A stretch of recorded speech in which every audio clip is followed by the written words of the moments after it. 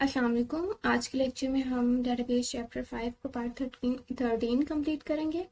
आज के लेक्चर में हम थोड़ा फर्दर डिटेल में देखेंगे अपनी पार्शियल डिपेंडेंसीज को और फुल फंक्शनल डिपेंडेंसी को। काफ़ी लोगों को अभी कन्फ्यूजन है इसमें, तो इस लेक्चर में हम एक एग्जांपल लेंगे और डिटेल में देखेंगे कि हम पार्शियल और फुल फंक्शनल डिपेंडेंसीज को कैसे आइडेंटिफाई कर सकते हैं एक टेबल में। तो सबसे पहले यहाँ पे हमारे पास एक टेबल मौजूद है, ठीक है।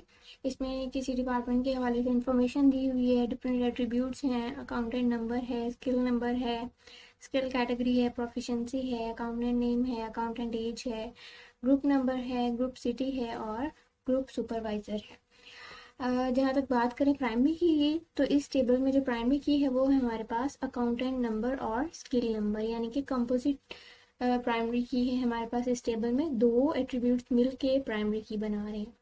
पार्शियल डिपेंडेंसी की डेफिनेशन हमने देखी थी कि पार्शियल डिपेंडेंसी क्या है। Partial dependency exist when a non की attribute is functionally dependent on part of primary की, ठीक है। तो यहाँ पे सबसे पहली बात तो ये माइंड में रखनी है हमने, जब भी पार्शियल डिपेंडेंसी की बात करनी है तो जो हमारे पास टेबल होगा उसमें प्राइमरी की एक से ज़्यादा कॉलम पे एग्जिस्ट करनी चाहिए, ठीक है। अगर एक ही कॉलम है जो प्राइमरी के तौर पे इस्तेमाल हो रहा है तो उस टेबल में तो पार्शियल डिपेंडेंसी होगी नहीं हमारे पास, सिर्फ फुल फंक्शनल डिपेंडेंसी आएगी।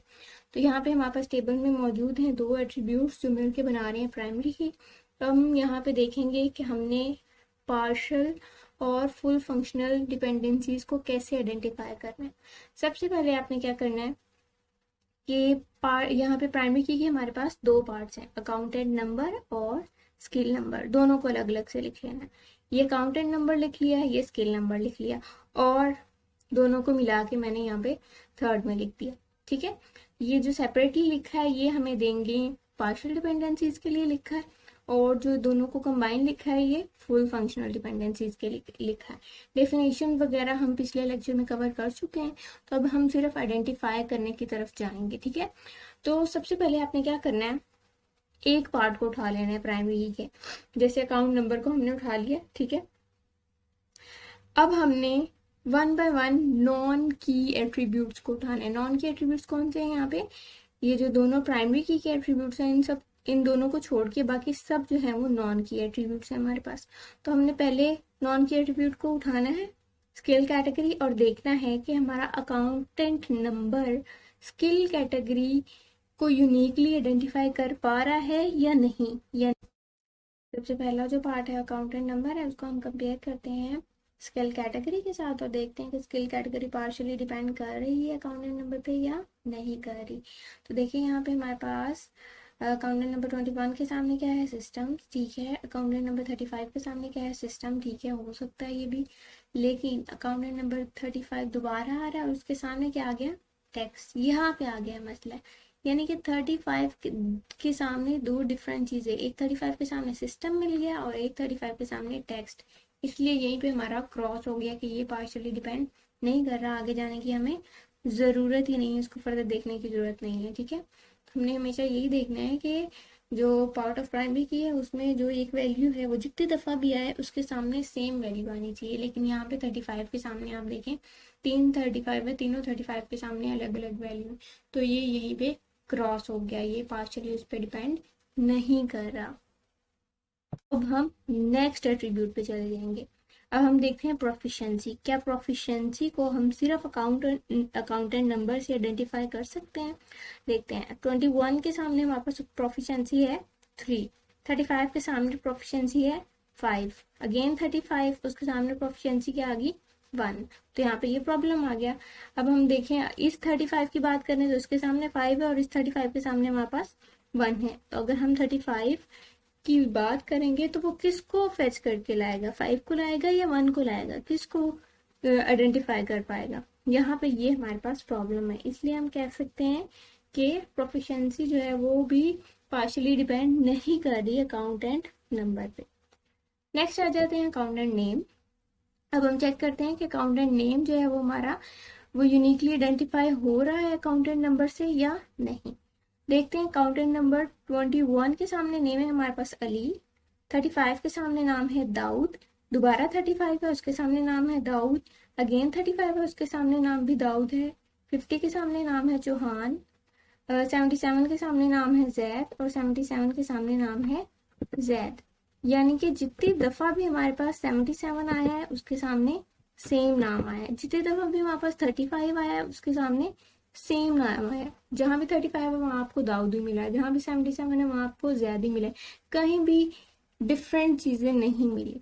ठीक है, तो यहाँ पे हमारे पास अकाउंट एंड नंबर से हम नेम्स को आइडेंटिफाई कर पा रहे हैं, तो इसलिए अब हम यहाँ पे इसके सामने लिख देंगे अकाउंटेंट नेम।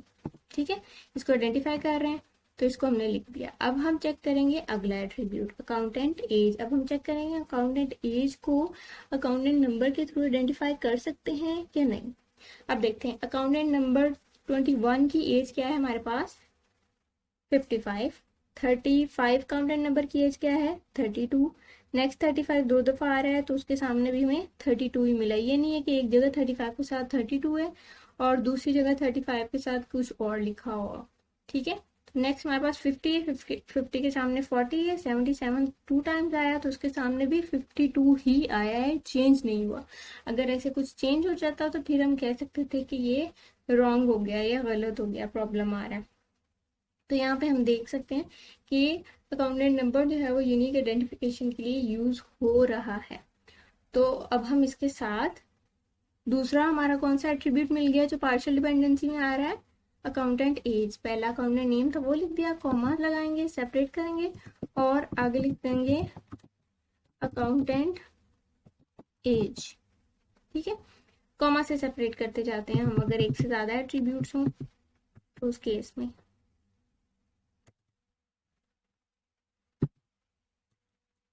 ये आ गया हमारे पास, ऐसे इसके सामने लिखना है तो यहाँ पे आ गया अकाउंटेंट एज। अब हम अगले अगले को चेक करेंगे, ग्रुप नंबर को देखते हैं ग्रुप नंबर हमारा आइडेंटिफाई हो रहा है अकाउंट नंबर से या नहीं।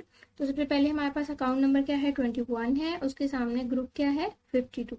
नेक्स्ट हमारे पास 35 अकाउंट नंबर है, उसके सामने ग्रुप नंबर है 44। फिर 35 है, उसके सामने ग्रुप है 44। अगेन 35 के सामने 44। अब यहाँ पे देखें हमारे पास 50 है, 50 के सामने क्या आ रहा है 44 आ रहा है। 77 के सामने 52 आ रहा है, 77 के सामने 52 आ रहा है। यहाँ पे 50 के सामने 44 आ रहा है, इससे कोई प्रॉब्लम नहीं है। हमने ये देखना है कि हमारे पास जो अकाउंटेंट नंबर है वहाँ किसी एक वैल्यू के सामने इधर मल्टीपल वैल्यूज ना आ रही। जैसे कि 35 मल्टीपल टाइम आया है तो 35 जितनी भी दफा आएगा उसके सामने आपको 44 ही मिलना चाहिए। 77 जितनी भी दफा आया उसके सामने आपको 52 ही मिलना चाहिए। ठीक है, तो इसलिए हम कह सकते हैं कि हमारा जो ग्रुप नंबर है वो भी आइडेंटिफाई हो रहा है सिर्फ अकाउंट नंबर से। हमें स्केल नंबर की ज़रूरत नहीं है इसको आइडेंटिफाई करने के लिए। तो इसके साथ हमें तीसरा एट्रीब्यूट मिल गया है, वो है हमारे पास ग्रुप नंबर।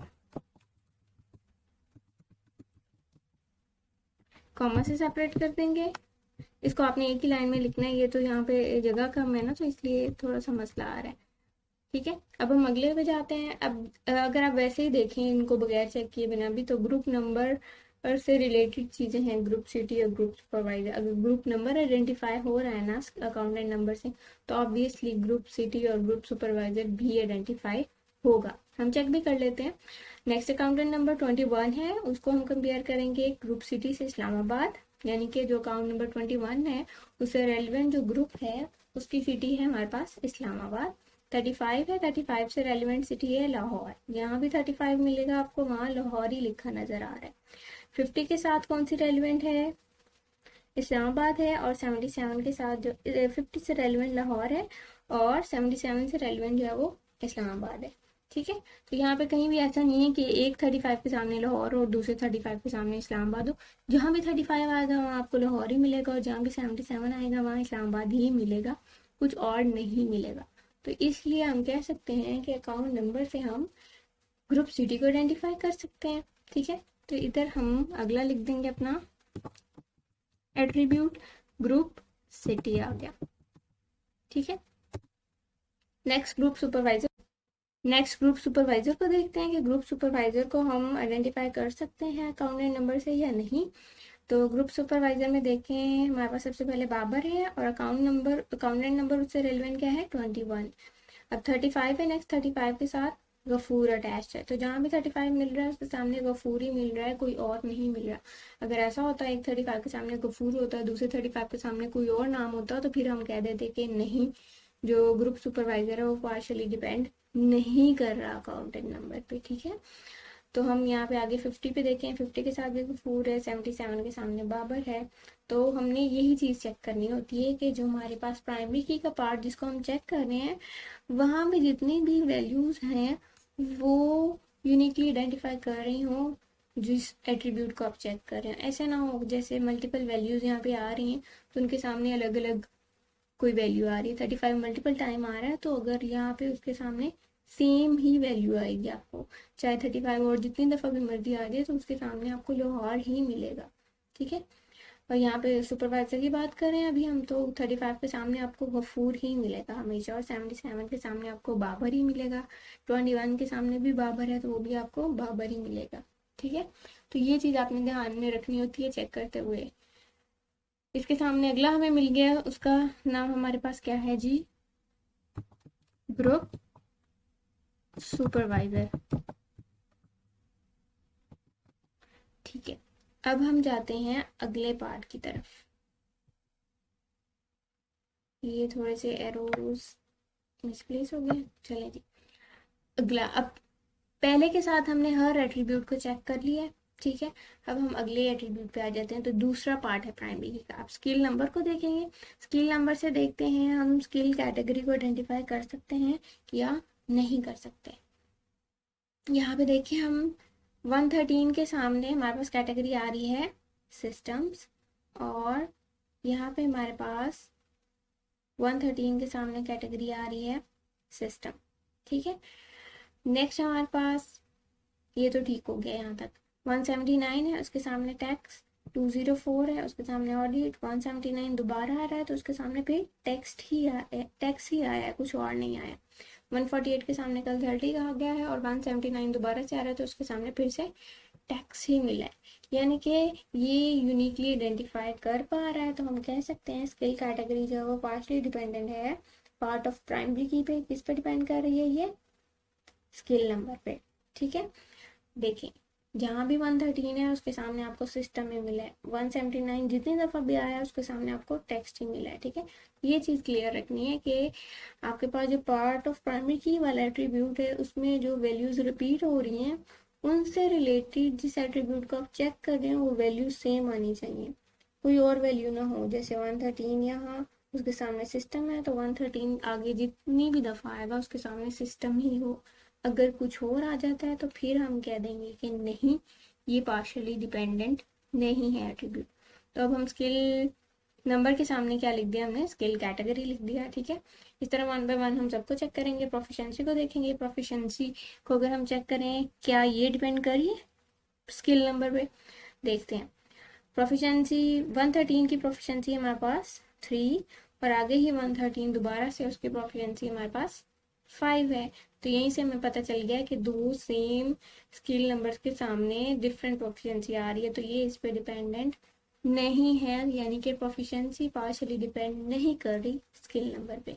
ठीक है, तो प्रोफिशिएंसी को हमने पीछे भी देखा था, वो अकाउंटेंट नंबर पे भी डिपेंड नहीं कर रही थी और स्किल नंबर पे भी डिपेंड नहीं कर रही, यानी कि प्रोफिशिएंसी डिपेंड कर रही है पूरी प्राइमरी की पे, उसको दोनों एट्रीब्यूट्स चाहिए। ठीक है, तो ऐसा एट्रीब्यूट जो किसी भी पार्ट पे डिपेंड ना कर रहा हो वो आ जाएगा फुल फंक्शनल डिपेंडेंसी में, उसको आप बिना सोचे समझे फुल फंक्शनल डिपेंडेंसी में लिख सकते हैं। यहाँ पे आप इसको लिख देंगे, अकाउंटेंट नंबर और स्किल कैटेगरी ये बता रहे हैं फुल फंक्शनल डिपेंडेंसी। इसके सामने क्या आ जाएगा, प्रोफिशिएंसी। ठीक है, ये हमारी फुल फंक्शनल डिपेंडेंसी ऑटोमेटिकली साथ के साथ निकल आ रही है। आगे अकाउंटेंट नेम है, ये हम पहले चेक कर चुके हैं, ये अकाउंटेंट नंबर पे डिपेंड कर रहा है, अकाउंटेंट एज भी इस पे डिपेंड कर रही है, और आगे एट्रीब्यूट्स हैं वो भी इस पे डिपेंड करें। आप चेक करने के लिए इनको कंपेयर कर सकते हैं स्किल नंबर के साथ, ये डेफिनेटली नहीं डिपेंड करेंगे स्किल नंबर पे। आपकी तसल्ली के लिए एक को हम चेक कर लेते हैं। जैसे ये अकाउंटेंट नेम है हमारे पास, और स्किल नंबर के साथ हमें इसको चेक करना है। देखो 113 स्किल नंबर के सामने हमारे पास नाम आ गया अली, और दोबारा 113 स्किल नंबर के सामने नाम क्या आ गया, दाऊद। तो यहीं से आपको क्लियर हो गया कि एक ही स्किल नंबर के सामने डिफरेंट नाम आ रहे हैं, तो ये डिपेंड कर ही नहीं सकता। ठीक है, यहीं से क्लियर हो गया। तो बाकी भी इसी तरह आप लोगों ने चेक कर लेनी है। आई होप आपको ये पार्शियल डिपेंडेंसी या फुल फंक्शनल डिपेंडेंसी से रिलेटेड जो एम्बिग्विटीज हैं वो क्लियर हो गई होंगी। तो आज का लेक्चर इसी पे था, इसको क्लियर करना है ताकि आगे हम नॉर्मल फॉर्म को कवर कर सकें। Thank you.